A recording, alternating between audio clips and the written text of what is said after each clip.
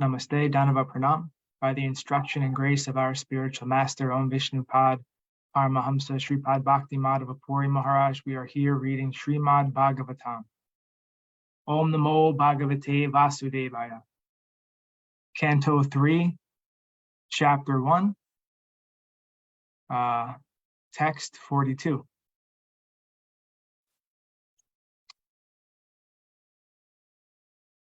Soham Harer Martya Vidhambanena Drisho Nurnam Chalayato Vidhatu Nanyo Palaksha Padavim Prashadach Charami Pasyan Gata Vishmayotra.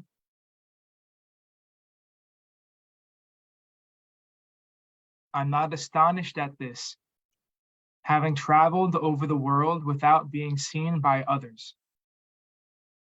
The activities of the personality of Godhead, which are like those of a man in this mortal world, are bewildering to others. But I know of his greatness by his grace, and thus I am happy in all respects.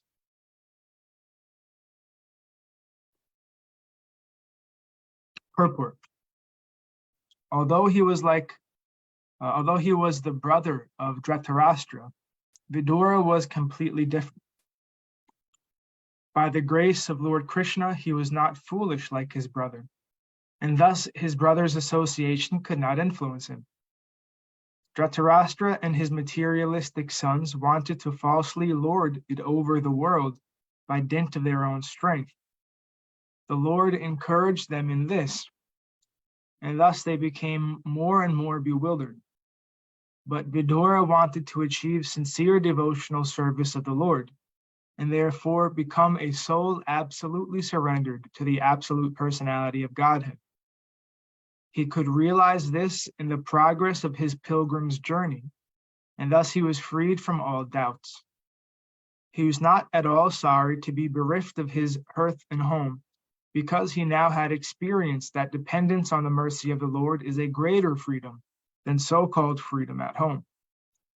A person should not be in the renounced order of life unless he is firmly convinced of his being protected by the Lord. This stage of life is explained in Bhagavad Gita as Abhayam Sattva Samshuddhi. Every living entity is factually completely dependent on the mercy of the Lord. But unless one is in the pure state of existence, he cannot be established in this position. This stage of dependence is called Sattva Samshuddhi, or purification of one's existence. The result of such purification is exhibited in fearlessness. A devotee of the Lord who is called Narayana Para is never afraid of anything because he is always aware of the fact that the Lord protects him in all circumstances. With this conviction, Vidura traveled alone, and he was not seen or recognized by any friend or foe. And thus he enjoyed freedom of life without obligation to the many duties of the world. When Lord Sri Krishna was personally present in the mortal world in his eternal blissful form of Shyam Sundar, those who were not pure devotees of the Lord could not recognize him or know his glories. Avajananti mam mudha manushim tanum ashritam. Bhagavad Gita 9.11. He is always bewildering to the non-devotees, but he is always seen by the devotees by dint of their pure devotional service to him. Text 43.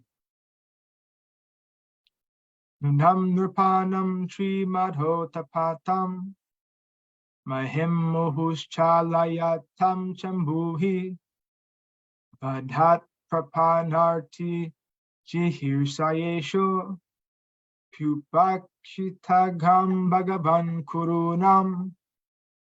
Despite his being the Lord and being always willing to relieve the distress of sufferers, he, Krishna, refrained from killing the Kurus, although they committed all sorts of sins, and although he saw other kings constantly agitating the earth by their strong military movements carried out under the direction of the three kinds of false pride. Purport. As declared in Bhagavad Gita, The Lord appears in the mortal world to execute his much-needed mission of killing the miscreants and giving protection to the suffering faithful. In spite of that mission, Lord Krishna tolerated the insult to Draupadi by the Kurus and the injustices perpetrated against the Pandavas, as well as insults to himself. The question may be raised, why did he tolerate such injustices and insults in his presence? Why did he not chastise the Kurus immediately? When Draupadi was insulted in the assembly by the Kurus, by their attempt to see her naked in the presence of all, the Lord protected Draupadi by supplying an unlimited length of clothing, but he did not chastise the insulting party immediately. This silence of the Lord did not mean, however, that he had excused the offenses of the Kurus. There were many other kings on earth who had become very proud of three kinds of possessions: wealth, education, and followers, and they were constantly agitating the earth by movements of military strength. The Lord was just waiting to get them together on the battlefield of Kurukshetra and kill them all at one time, just to make a shortcut in his killing mission. Godless kings or heads of state, when puffed up by advancement of material wealth, education, and increase of population, always make a show of military strength and give trouble to the innocent. When Lord Krishna was personally present, there were many such kings all over the world, and he thus arranged for the battle of Kurukshetra. In his manifestation of Vishvarupa, the Lord expressed his mission of killing as follows: I have willingly descended to the earth in my capacity of inexorable time, in order to decrease the unwanted population. I shall finish all those who have assembled here except you, the Pandavas. This killing does not wait for you to take part in it. It is already arranged. All will be killed by me. If you want to become famous as the hero of the battlefield and thus enjoy the booty of war, then, O Savyasachi, just become the immediate cause of this killing and take the credit. I have already killed all the great warriors, Bhisma, Drona, Jayadratha, Karna, and many other great generals. Do not worry. Fight the battle and be famous as a great hero. Bhagavad Gita 11.32 through 34. The Lord always wants to see his devotee as the hero of some episode which he himself performs. He wanted to see his devotee and friend Arjuna as the hero of the battle of Kurukshetra, and thus he waited for all the miscreants of the world to assemble. That and nothing else is the explanation of his waiting. Text 44.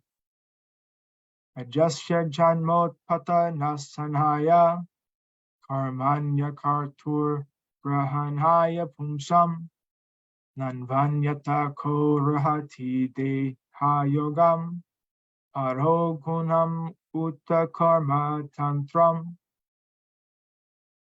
The appearance of the Lord is manifested for the annihilation of the upstarts. His activities are transcendental and are enacted for the understanding of all persons. Otherwise, since the Lord is transcendental to all material modes, what purpose could he serve by coming to earth? Purport. Ishvaraha Paramaha Krishnaha Satchidananda Vigraha. Brahma Samhita 5.1. The form of the Lord is eternal, blissful, and all-satisfying. His so-called birth is therefore an appearance only. Like the birth of the sun on the horizon, his birth does not, like that of the living entities, take place under the influence of material nature and the bondage of the reactions of past deeds. His works and activities are independent pastimes and are not subject to the reactions of material nature. In Bhagavad Gita 4.14, it is said, Namham karmani limpanti, name karma phalesvara, iti mamyo bijinhanti, karmabir nasta bhadyate. The law of karma, enacted by the Supreme Lord for the living entities, cannot be applicable to him, nor has the Lord any desire to improve himself by activities like those of ordinary living beings. Ordinary living beings work for the improvement of their conditional lives, But the Lord is already full of all opulence, all strength, all fame, all beauty, all knowledge, and all renunciation. Why should he desire improvement? No one can excel him in any opulence, and therefore the desire for improvement is absolutely useless for him. One should always discriminate between the activities of the Lord and those of ordinary living beings. Thus, one may come to the right conclusion regarding the Lord's transcendental position.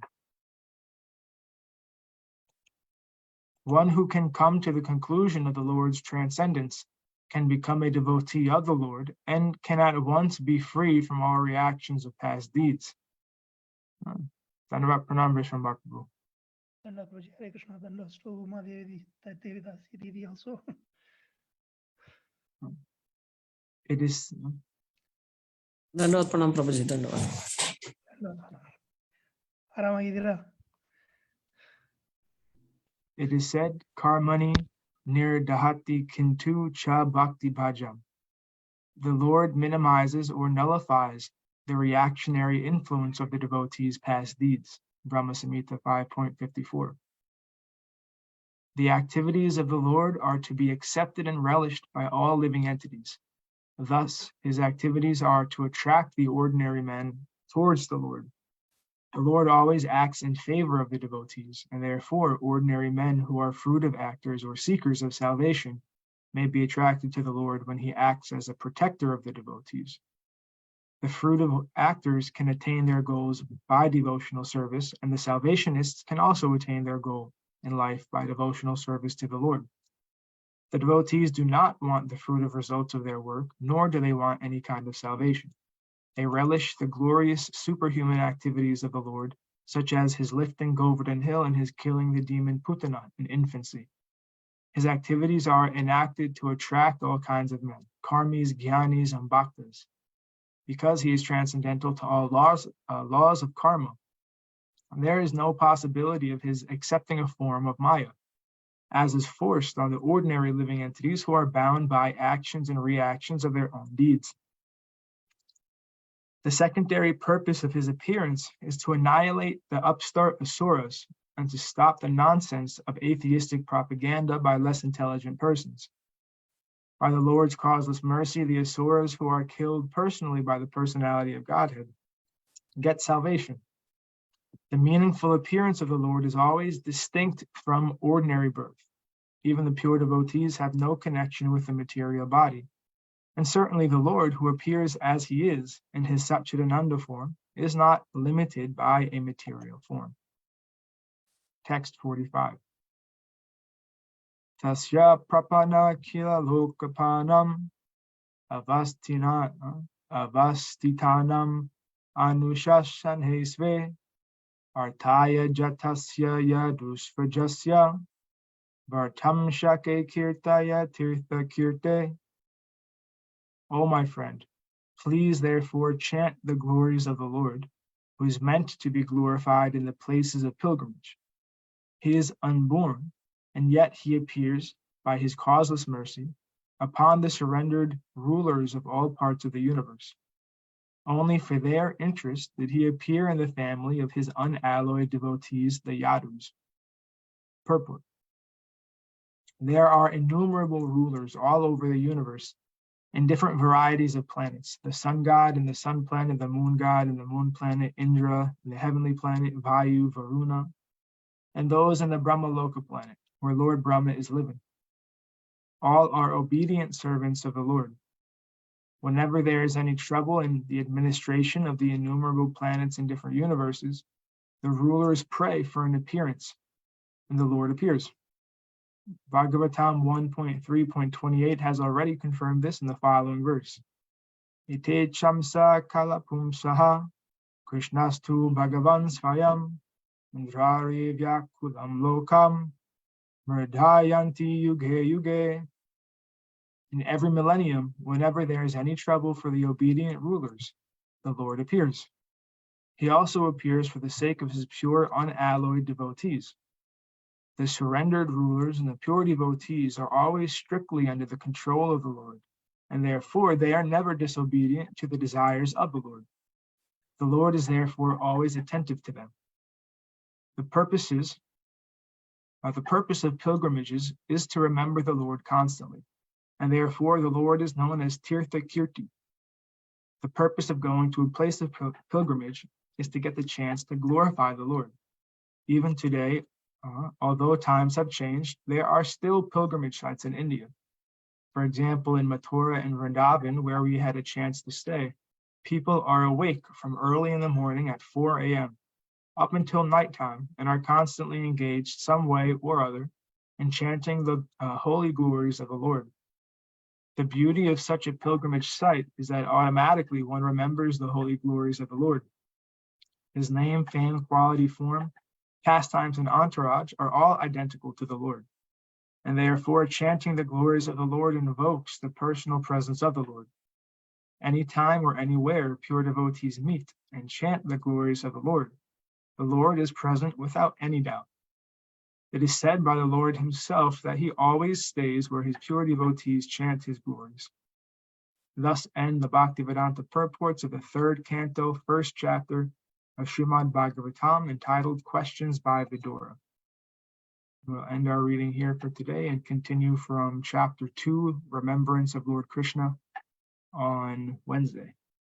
Are there any comments or questions from the devotees before we stop?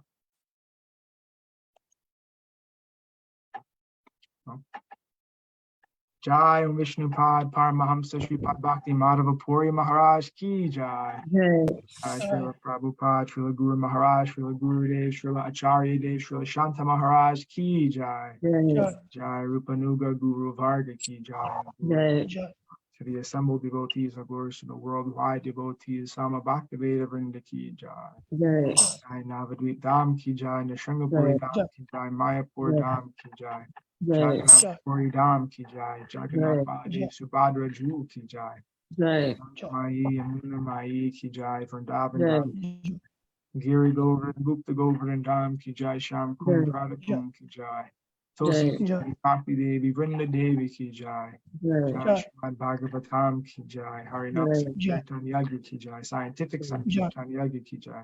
Bhaktivedanta Institute Ki Jai, Sri Chaitanya Saraswat Institute Ki Jai, Sri Chaitanya Saraswat Mat Ki Jai.